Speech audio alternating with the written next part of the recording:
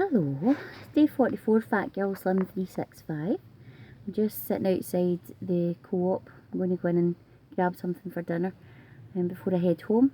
Had a good workout this morning and a good swim tonight. Enjoyed it. Only got 40 minutes though because there was a fun session on at the pool.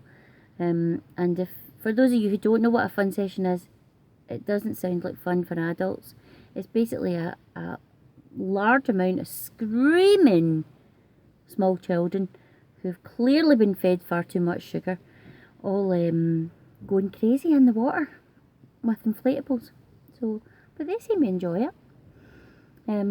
So I've had a couple of people say to me,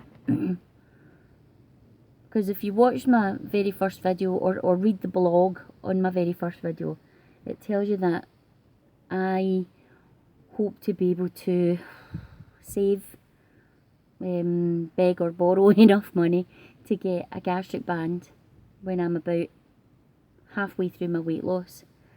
I've had a few people. I know it's a touchy subject. Not a lot of people will understand or agree with it. A lot of people will. A lot of people already do.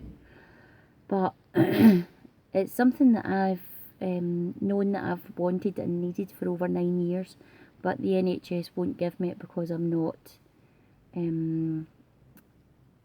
big enough, ill enough, and I don't have all the illnesses and the ailments at the one time that you need to have to be considered a case. On the other side of it, I'm not light enough for it either. Very strict criteria. Anyway, I could go on for hours about that.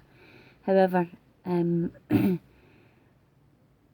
you've got an eating disorder, let's be honest, when you're an overeater, it's the same as having anorexia. It's an illness.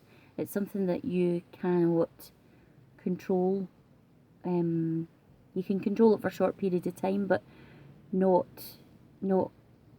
ultimately in the long run. And you go through periods of recovery, and then relapses, recovery and relapses. But for an overweight person, each time you put that weight back on, you put on more and more and more, and it's so damaging for your health, your organs, your mental health as well.